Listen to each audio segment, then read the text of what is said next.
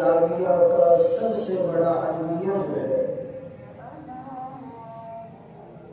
کہ ہر دائی ہر دعوت کا کام کرنے والا ہر واعظ ہر خطیب وہ اتحاد و اتفاق کے بلند بات دعوے کر رہا ہے، چاہے اس کو اسلامی طرز زندگی کے لیے اختیار کیا جائے، چاہے دنیاوی زندگی کے لیے اس کو اختیار کیا جائے، چاہے اس کو معاشی زندگی کے لیے استعمال کیا جائے، چاہے اس لفظ کو سیاسی طور پر استعمال کیا جائے، چاہے اس لفظ کو سماجی طور پر استعمال کیا جائے، چاہے اس لفظ کو ثقافتی طور پر استعمال کیا جائے، ہر دائی ہر بات کہنے والا ہر عہدہ اور منصب دار اس بات کا اعلان کر رہا ہے۔ وہ کیا اعلان کر رہا ہے؟ ایک ہو جاؤ۔ کیا اعلان کر رہا ہے؟ ایک ہو جاؤ۔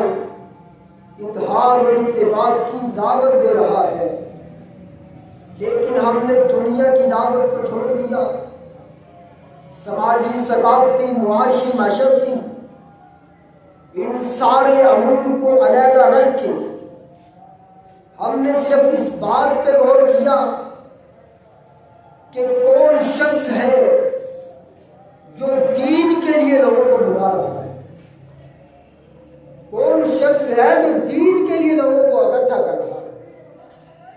جب ہم نے طریق کے صفحات پر نظر دوڑائی تو ہمیں کچھ ایسے گروہ نظر آئے جنہوں نے اسلام کے اتحاد و اتفاق کے لیے صرف اپنی زبانوں کو استعمال نہیں کیا، بلکہ کتابوں اور پمفلٹوں کے ذریعے دنیا تک پیغام پہنچایا کہ ایک ہو جاؤ۔ وہ اوپر سے اسلام کا لبادہ اوڑھ کر اس امت اسلامیہ کو گمراہ کرنے والے ہیں۔ ان گروہ میں سے کچھ گروہ، ایک سب سے بڑا گروہ ہے جو اس دنیا میں موجود ہے، جو سب سے بڑا مذہب ہے، وہ عیسائیت کا مذہب ہے۔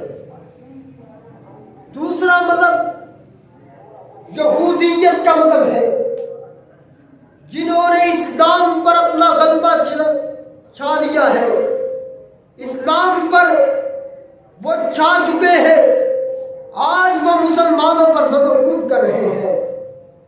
جاؤ ارض فلسطین کو دیکھو، مسلمانوں پر طرح طرح کا ظلم ہو رہا ہے، کوئی دن ایسا نہیں گزرتا جہاں پر مسلمانوں کا ظلم نہ ہو۔ مسلمانوں کے بچوں کو موت کے اگام اتار دیا گیا، ان کی ازواج کو، ان کی بیویوں کو، ان کی بیٹیوں کو، ان کی ماں کو موت کے گھاٹ اتار دیا گیا، ان کو گھروں سے بے گھر کر دیا گیا، ان کو رہنے کے لیے جگہ نہیں دی گئی، ان کو پینے کے لیے پانی نہیں دیا گیا۔ یہ کس وجہ سے ہے؟ یہی وجہ ہے کہ مسلمان جب دیکھتا ہے یہ عیسائی اتحاد و اتفاق کے اعلان کر رہا ہے، یہودی کہتا ہے مل جاؤ، اکٹھے ہو جاؤ، اسلام کا جب نام لے کر وہ یہ لوگ یہ بات کرتے ہیں تو عام مسلمان جو اس بات کا علم نہیں رکھتے وہ ان کی دعوت پر لبیک کہتے ہیں۔ ہم جیسے مسلمان جب اس بات کا علم نہیں رکھتے کہ یہودی کون ہے، عیسائی کون ہے، جب وہ کہتے ہیں کہ اتحاد اور اتفاق کی فضا پھیل جائے، اس وقت ہم اس کی دعوت کو قبول کر لیتے ہیں۔ اگر کوئی بات اگر کوئی خطیب، اگر کوئی متکلم اپنی بات کو کہتا ہے، اصل بات کو آپ کے سامنے بیان کرتا ہے، حق کی بات کو بیان کرتا ہے، تو ہم جیسے لوگ کہتے ہیں یہ دنیا میں فساد پھیلائے گا۔ اگر کوئی مولوی، کوئی خطیب، کوئی شیخ اسلام کی بات کرتا ہے تو ہم کیا کہتے ہیں کہ یہ فساد پھیلائے گا، یہ دنیا میں فساد پھیلائے گا، ہم نے اس کی بات کیوں مانی ہے؟ ہم دیکھتے ہیں ان کی مال و دولت کی طرف، ہم دیکھتے ہیں انہوں نے دنیا پہ جال بچھا دیا ہے، ہم کہتے ہیں ان میں محبت ہے، ان میں اتفاق ہے، ان میں اتحاد ہے، ہم اس لیے ان کو مانتے ہیں کیونکہ وہ اسلام کے بلند و بار اور اتفاق کے دعوے کر رہا ہے۔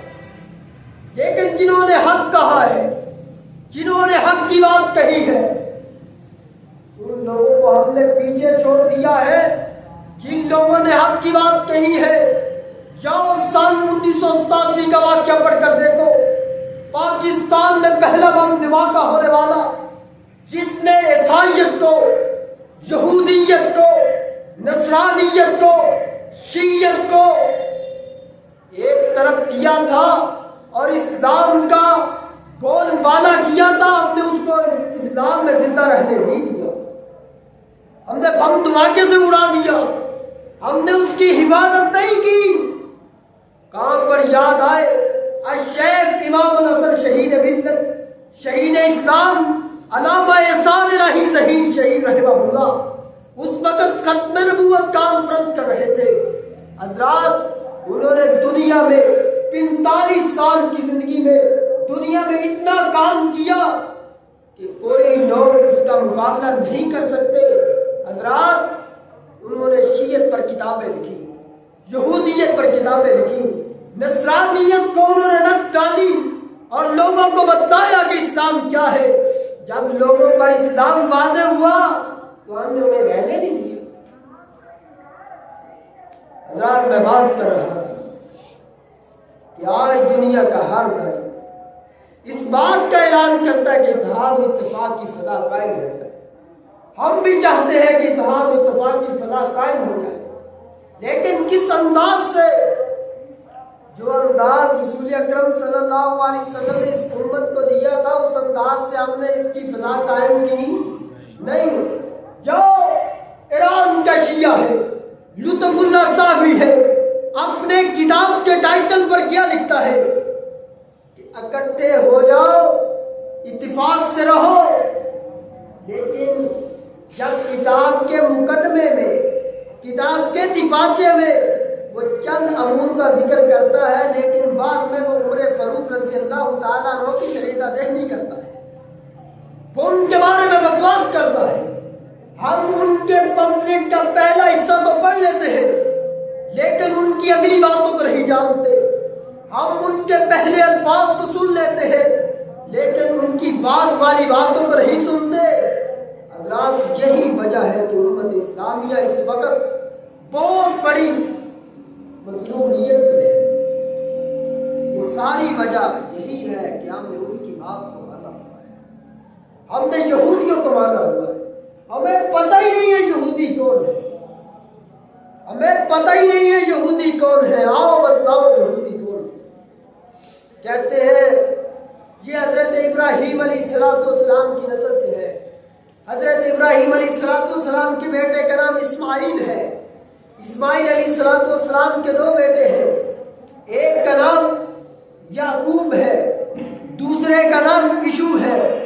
یعقوب بنی اسرائیل، حضرت یعقوب علیہ السلام کو کہا جاتا ہے۔ حضرت یعقوب علیہ السلام کے 12 بیٹے تھے، سب سے بڑے کا نام یہودا تھا اور سب سے چھوٹے کا نام بنیامین تھا۔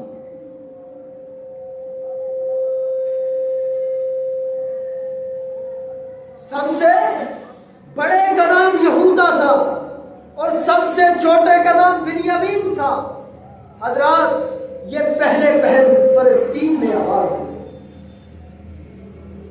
جو یہودا کی نظر تھی وہ یہودی کہلائے۔ حضرات ان لوگوں نے اسلام خلاف بہت ساری بکواسات کی ہے جو اسٹیج پر بیان کرنے والی نہیں ہے۔ حضرات اگر آپ یہودیت کے مذہب کو جان جائیں گے تو آپ عیسائیت کے مذہب کو بھی جان جائیں گے۔ ان کا پیچھے سے رابطہ ایک ہے، عیسائیت اور یہودیت کا۔ حضرات بات کر رہا تھا نبی علیہ الصلوۃ والسلام نے جس طرح اس امت کو اتحاد اور اتفاق کی دعوت دی، وہ ایسے نہیں تھی، وہ ایسے نہیں تھی، وہ تلوار کے بغیر نہیں آئی، وہ ظلم و ستم کے بغیر نہیں آئی۔ نبی علیہ الصلوۃ والسلام نے جب کوہ صفا پر جا کر کہا تھا قولوا لا الہ الا اللہ، کہہ دو کہ اللہ کے سوا کوئی معبود برحق نہیں ہے، اللہ کے سوا کوئی عبادت کے لائق نہیں ہے، اللہ کے سوا کوئی حاجت روا، کوئی مشکل کشا نہیں ہے۔ اس وقت نبی کا چچا ابو طالب جو نبی کے ساتھ تھا، نبی کے دوسرے چچا بھی تھے ابو لہب، وہ کیا کہتا ہے تبا لک یا محمد، اے محمد تیرے ہاتھ ٹوٹ جائے۔ حضرات وہی لوگ جو نبی علیہ الصلوۃ والسلام کو صادق اور امین جانتے تھے، وہی لوگ جو آپ کے پاس امانتیں رکھتے تھے، جب حق کی بات کی وہی لوگ خلاف ہو گئے اور کیا کہا تبا لک یا محمد، اور اس کے جواب میں اللہ نے کیا کہا تبت یدا ابی لہب۔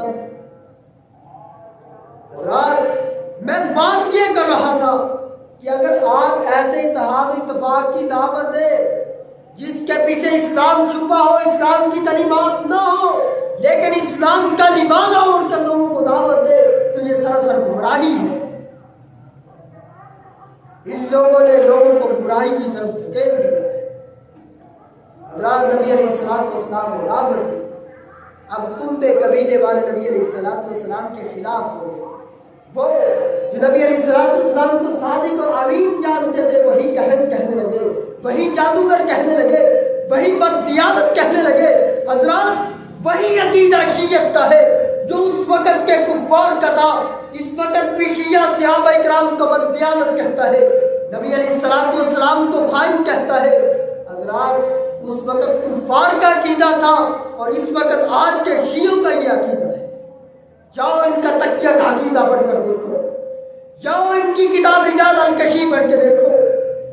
حضرات انہوں نے قرآن میں بھی تحریف و تحریم کی ہے، قرآن کو بھی تغیر و تبدل کے ساتھ لوگوں کے سامنے تبدیل کیا ہے اور اپنے مطلب کی روایات لوگوں کو پڑھ کر سنائی ہے، اور یہ کہا ہے کہ ہم امت اسلامیہ کو اس بات کی دعوت دیتے ہیں وہ اتحاد اور اتفاق سے اکٹھے ہو جائے، لیکن ان کی آواز سراسر بدل۔ نبی علیہ الصلوۃ والسلام نے جب دعوت دی تھی تو اس وقت لوگ کیوں نہیں جمع ہوئے؟ جن کے دل میں اللہ تعالیٰ نے ہدایت کو ڈال دیا وہ اسلام کی روشنی سے منور ہو گئے۔ ان میں جناب ابوبکر صدیق رضی اللہ تعالیٰ عنہ ہے جو سب سے پہلے اسلام قبول کرنے والے ہیں، اور دوسرے سیدنا عمر فاروق رضی اللہ تعالیٰ عنہ ہے، تیسرے سیدنا عثمان غنی رضی اللہ تعالیٰ عنہ ہے، چوتھے سیدنا علی رضی اللہ تعالیٰ عنہ ہے۔ یہ اسلام کے ایسے بچوں میں سب سے پہلے اسلام قبول کرنے والے حضرت علی رضی اللہ تعالیٰ عنہ، جنہوں نے نبی علیہ الصلوۃ والسلام کی دعوت پر لبیک کہا۔ حضرات اس وقت دنیا میں کیا تھا؟ جب آپ اس دنیا میں تشریف نہیں لائے تھے، دنیا میں کس قسم کا اندھیرا تھا؟ دنیا گھٹا ٹوپ اندھیروں میں چھا چکی تھی۔ اس وقت بھی ظلمت عام تھی، اس وقت بھی زنا فحاشی انیابی عام تھی جو آج اس دنوں میں ہوتی ہے۔ اس وقت بھی زنا عام تھا، اس کے جو معبر لوگ تھے وہ اپنی عورتوں کی کمائی کس قسم کی کمائی؟ حضرت عائشہ رضی اللہ تعالیٰ روایت کرتی ہیں، صحیح بخاری میں روایت کہ آدمی اپنی بیوی کو کہتا فلاں مرد کے پاس چلے جا، اس کا قد کاٹ اچھا ہے، وہ خوبصورت ہے، اس سے اولاد پیدا ہوگی تو وہ خوبصورت پیدا ہوگی اور اچھی قد کاٹ والی ہوگی تو اس کے پاس چلی جا۔ حضرات یہ لوگ اپنی عورتوں کی کمائی کھایا کرتے تھے، اس وقت لوگ اتنے ڈرپوک تھے کہ جب بیت المقدس پر حملہ ہوا تو لوگ یہ کیا کہتے ہوئے گئے تھے کہ یہ جس کا گھر ہے وہ خود ہی سنبھالے، ہم اس کی حفاظت نہیں کر سکتے۔ اگر کس میں کچھ غیرت اور اہمیت باقی تھی وہ اپنی بیٹیوں کو زندہ ضرور کر دیا کرتے تھے۔ لیکن جب نبی علیہ السلام کا ظہور ہوا، جب نبی علیہ السلام اس دنیا میں تشریف لائے، اسلام کا بول بالا ہوا، حضرات تو دو چھوٹے چھوٹے بچے حضرت عبد الرحمن بن عوف رضی اللہ تعالیٰ عنہ کے پاس آئے، میدان جنگ ہے، کہتے ہیں کہ ہمیں یہ بتائے ابو جہل کون ہے۔ حضرات وہ قوم جو بیت المقدس کی حفاظت نہیں کر سکی، وہ قوم جو خود کما کر کھا نہیں سکتی تھی، وہ قوم جس میں فحاشی اور عریانی عام تھی، وہ قوم جو شراب نوشی اور جوا بازی عام کرتی تھی، وہی قوم کے بچے کہنے لگے ہمیں بتاؤ کہ کفار کا کمانڈر کون ہے۔ یہ نبی علیہ السلام کی کلمات کا اثر ہوا۔ عبد الرحمن کے بازو سے چمٹ گئے، ایک دائیں بازو سے چمٹ گیا، دوسرا بائیں بازو سے چمٹ گیا، کہا بتاؤ۔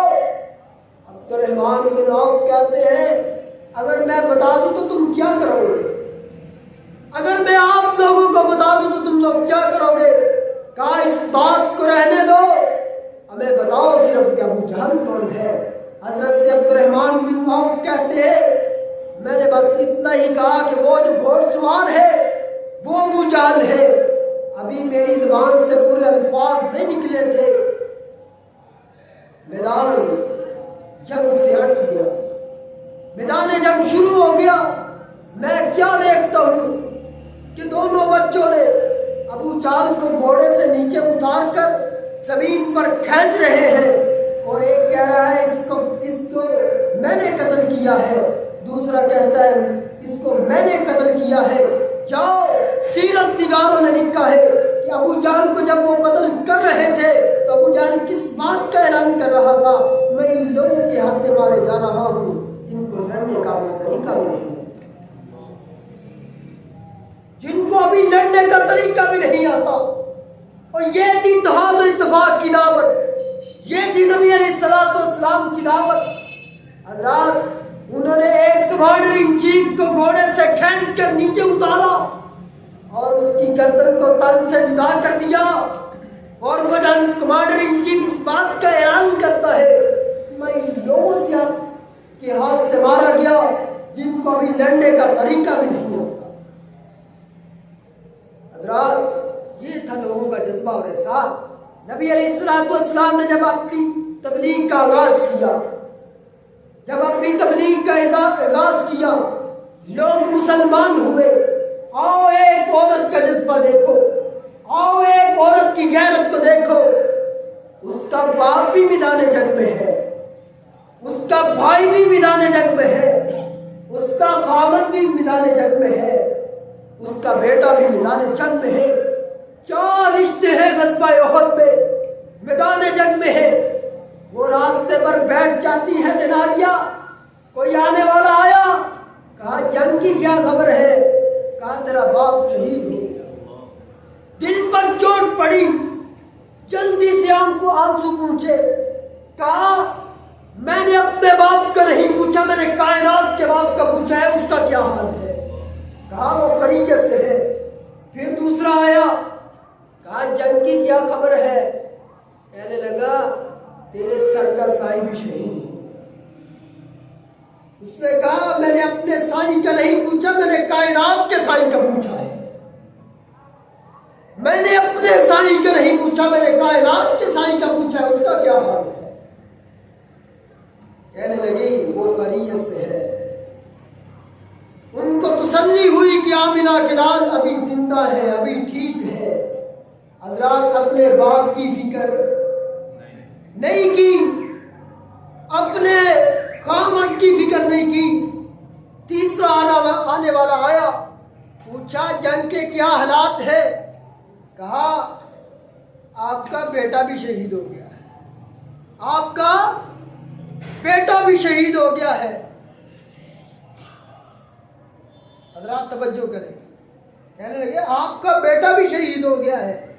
وہ کہنے لگی میں نے اپنے بیٹے کا نہیں پوچھا, میں نے اپنے بیٹے کا نہیں پوچھا, میں نے تو آمنہ کے لال کا پوچھا ہے, اس کا کیا حال ہے. کہنے لگا وہ خیریت سے ہے.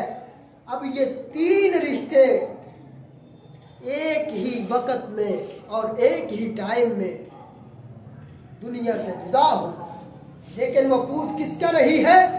آمنہ کے لال کا. کوئی چوتھا آنے والا آیا, پوچھا جنگ کی کیا خبر ہے؟ کہنے لگے آپ کا بھائی بھی شہید ہو. دل پر چوٹ پڑی, جلدی سے اپنے آنکھوں سے آنسو پوچھے کہیں رب ناراض نہ ہو جائے.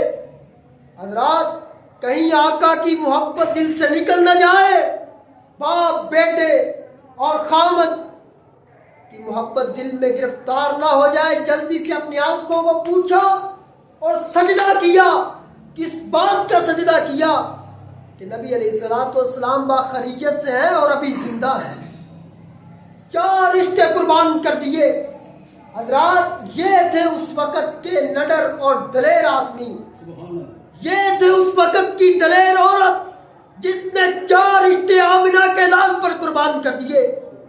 آج ہم آمنہ کے لال پر اپنی جان کو قربان کرنے کے لیے تیار نہیں ہیں.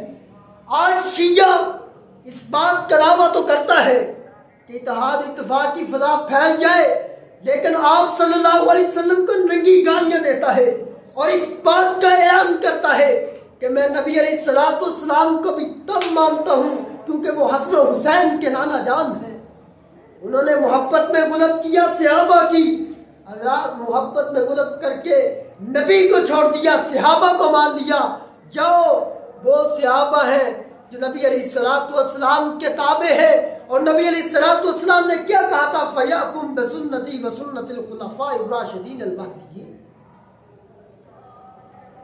میری سنت کو لازم پڑھو اور خلفائے راشدین کی. ان لوگوں نے کہا ابو بکر و عمر اوپر سے ایمان لائے تھے, دل سے ایمان نہیں لائے تھے. ان لوگوں کا یہ بھی اعتراض دنیا پر قائم ہے. حضرات اس وقت جو مسلمانوں پر ظلم ہو رہا ہے اس کی خاص وجہ یہی ہے کہ ہم نے ان کی دعوت کو قبول کیا ہے. حضرات آج ہم کہتے ہیں کہ فلسطین پر ظلم و ستم ہو رہا ہے. ہم اخبارات پڑھتے ہیں, امریکہ کہتا ہے کہ دہشت گردی کو ختم کرنا ہے ہر ملک سے. حضرات ان کو مسلمان ہی دہشت گرد نظر آتے ہیں. جو 2004 میں امریکہ میں ججوں کا ایک پینل بیٹھا تھا, 15 جج بیٹھے تھے, اور اس امت اسلامیہ کے لیے ایک پورے متحدہ عرب امارات نے اس بات کا فیصلہ کیا تھا کہ فلسطین پر ظلم نہیں ہونا چاہیے. اس وقت اگر مخالفت کی ہے تو اسرائیل اور یہودیت نے کی ہے, اس وقت اگر مخالفت کی ہے تو امریکہ نے کی ہے. آج اگر ہم امریکہ کے خلاف بات کرتے ہیں تو ہمیں جیل میں پھینک دیا جاتا ہے. اس کی خاص وجہ کیا ہے کہ اگر ہمارے حکمران بھی کوئی بات کرے تو انہیں جیل میں پھینک دیا جاتا ہے. ہمارے حکمران بھی اگر امریکہ کے خلاف بات کریں تو انہیں جیل میں پھینک دیا جاتا ہے. آج ہم امریکہ کے غلام بن چکے ہیں. آج ہماری معیشت کے فیصلے امریکہ کرے, آج ہماری معیشت کے فیصلے امریکہ کرے, ہمارے رہنے سہنے کے فیصلے امریکہ کرے. جو مسلمان جب قرآن کے ساتھ تھا تو یہودی نیچے تھا, عیسائی نیچے تھا, نصرانی نیچے تھا, سناتن دھرمی نیچے تھا. اس وقت مسلمان اوپر تھا. جاؤ تاریخ کو پڑھ کر دیکھو, ہم 200 سال میں ذلیل ہوئے. کس وجہ سے ذلیل ہوئے؟ کہ ہم نے قرآن کی تعلیمات کو چھوڑ دیا اور پیغمبر کے فرمان کو چھوڑ دیا. اسی وجہ سے آج ہم ظلم سہ رہے ہیں. اگر آپ اس بات کا اندازہ لگائیں کہ یورپی ممالک ہم سے زیادہ مال و دولت والے, یہ بات بالکل غلط ہے. اگر فیکس کسی ملک کی آمدنی ہے وہ بیلجیم کی نہیں, سویڈن کی نہیں, ڈنمارک کی نہیں, بلکہ ایک مسلمان ملک قریب ہے جس کو کویت کہتے ہیں، اس کی فیکس آمدنی سارے ملکوں سے زیادہ ہے۔ حضرات، مال و دولت کی یہ بہتات اگر تعداد کے لحاظ سے دیکھیں تو ہم سب سے زیادہ، اگر تعداد کے لحاظ سے دیکھیں تو ہم سب سے زیادہ، لیکن حالت کیا ہے؟ ضربت علیہم الذلۃ والمسکنہ، ہم پر ذلت چھا چکی ہے، ہم آج مظلوم ہیں، بے کس ہے، مقہور ہے۔ کائنات کے کسی دعا میں مسلمان اتنا ذلیل نہیں ہوئے جتنے آج ہو رہے ہیں۔ حضرات، میں بات کر رہا تھا، اس وقت 15 ججوں کا پینل بیٹھا اور اس بات کا اعلان کیا کہ اب فلسطین پر ظلم نہیں ہوگا۔ تو اس وقت جو ایک جج تھا وہ امریکہ تھا جس سے انکار کیا، امریکہ کا جج جس نے انکار کیا تھا۔ اور امریکہ کس بات کے دعوے کر رہا ہے کہ دہشت گردی کو ختم کیا جائے۔ وہ عرب مملکت پر اپنی حکومت جمانا چاہتا ہے، وہ تیل کے ذخائر اپنے حوالے کرنا چاہتا ہے اور مسلمانوں کو نشانہ بنا کر کے دہشت گردی کا الزام لگا کر کے مسلمانوں کو اس دنیا سے ختم کرنا چاہتا ہے، لیکن ہم اس بات کو نہیں سمجھتے۔ حضرات، نبی علیہ الصلوۃ والسلام کی تعلیمات کو نہیں سمجھا، ہم نے سمجھا ہے تو عمر فاروق رضی اللہ تعالیٰ عنہ نے سمجھا ہے، سمجھا ہے تو عثمان ذوالنورین رضی اللہ تعالیٰ عنہ نے سمجھا ہے۔ حضرات، آؤ میں آپ کو حضرت عمر فاروق رضی اللہ تعالیٰ کا ایک واقعہ سناؤں۔ عدل و انصاف کے کیا کہنے ہیں؟ وقت کا امیر ہے، 22.5 لاکھ مربع میل کا حکمران ہے، کیسر و کسریٰ کے بادشاہ اپنے محلات میں کپکپاتے ہیں عمر کا نام سن کر، عمر کا نام سن کر کیسر و کسریٰ کے بادشاہ اپنے محلات میں کپکپاتے ہیں۔ ممبر پر خطبہ دینے کے لیے آئے، پہلے کرتا پہنتے تھے جس پر کئی پیوند لگ چکے تھے، اب نیا کرتا پہنا ہے۔ ایک آدمی کھڑا ہوا، کہنے لگا، اے امیر المومنین، ہم سب کو مال غنیمت سے ایک ایک چادر آئی ہے، کسی کا کرتا نہیں سلا، اور آپ کا کرتا کیسے سل گیا؟ آپ تو ہم سے بڑے بھی ہیں اور قد کاٹ والے بھی ہیں، آپ کا کرتا کیسے بن گیا؟ واہ عمر، تیری شان کے کیا کہنے، تیرے عدل و انصاف کے کیا کہنے۔ ہم جب دنیا میں عدل و انصاف چھوڑا ہے اس وقت ہم ذلیل ہوئے ہیں۔ حضرات، ممبر سے نیچے اتر آئے، کہا اس مجلس میں میرا بیٹا عبداللہ بن عمر موجود ہے، کہا وہ کھڑا ہو اور گواہی دے۔ عبداللہ بن عمر کھڑا ہوا اور کیا کہتا ہے؟ کہتا ہے، میرے باپ کے پہلے کرتے کو اتنے پیوند لگ چکے تھے کہ اب پیوند لگنے کی جگہ باقی نہیں۔ یہ 22.5 لاکھ مربع میل کا حکمران ہے، یہ 22.5 لاکھ، پاکستان کا کل رقبہ 7,96,096 مربع کلومیٹر ہے۔ پاکستان کا کل رقبہ کتنا ہے؟ 7,96,096 مربع کلومیٹر۔ ہزاروں مشیر ہے، ہزاروں وزیر ہے، حضرات ڈپٹی ہے، کمشنر ہے، حضرات SHO ہے، پولیس ہے، حوالدار ہے، لیکن ملک کے نظام کو نہیں سنبھال سکتے۔ کیوں؟ کہ ان کا تمسک نہیں ہے قرآن و سنت کے ساتھ۔ حضرات، عمر اکیلا 22.5 لاکھ مربع میل کی حکمرانی کرتا ہے اور خطبہ دینے کے لیے آیا ہے۔ لوگوں نے کہا، آپ نے نیا کرتا کہاں سے لیا ہے؟ اس وقت کی رعایا بھی دیکھو، اس وقت کی رعایا کو بھی دیکھو۔ ممبر سے نیچے اتر آئے، کہا میرا بیٹا اس مجلس میں موجود ہے یا نہیں؟ کہا بابا موجود ہوں۔ کہا گواہی دے۔ کہا میرے باپ کے پہلے کرتے کو اتنے پیوند لگ چکے ہیں کہ اب پیوند لگنے کی جگہ باقی نہیں، اور ایک چادر میرے حصے میں آئی تھی اور ایک چادر میرے باپ کے حصے میں آئی تھی۔ میں نے سوچا کہ میرے باپ کے پاس کرتا نہیں ہے، میں نے اپنی چادر اپنے باپ کو ہدیہ دی تاکہ وہ ممبر پر خطبہ دے سکے، تاکہ وہ ممبر پر خطبہ دے سکے۔ یہ تھا لوگوں کا ایمان، یہ تھا لوگوں کا ایمان کی حلاوت کے ساتھ پختہ وعدہ اور پختہ عہد، جنہوں نے اپنے عہد کو پورا کیا ہے۔ حضرات، کیسر و کسریٰ کے بادشاہ اس وقت کپکپاتے تھے۔ حضرات فلسطین پر جو ظلم و ستم ہے اس وقت، یہ صرف اور صرف ہماری بدعمالیوں کا نتیجہ ہے، صرف اور صرف ہماری بدعمالیوں کا نتیجہ ہے۔ ہم نے ایسے لوگوں کو قبول کیا جو اسلام کو چاہتے ہی نہیں ہیں۔ حضرات فلسطین میں بیت المقدس جو سب سے پہلا مسلمانوں کا گھر تھا وہ مسجد اقصی تھی، جس کا قرآن میں بھی ذکر آیا، سبحان الذی اسریٰ بعبدہ لیلا من المسجد الحرام الی المسجد الاقصی الذی بارکنا حولہ۔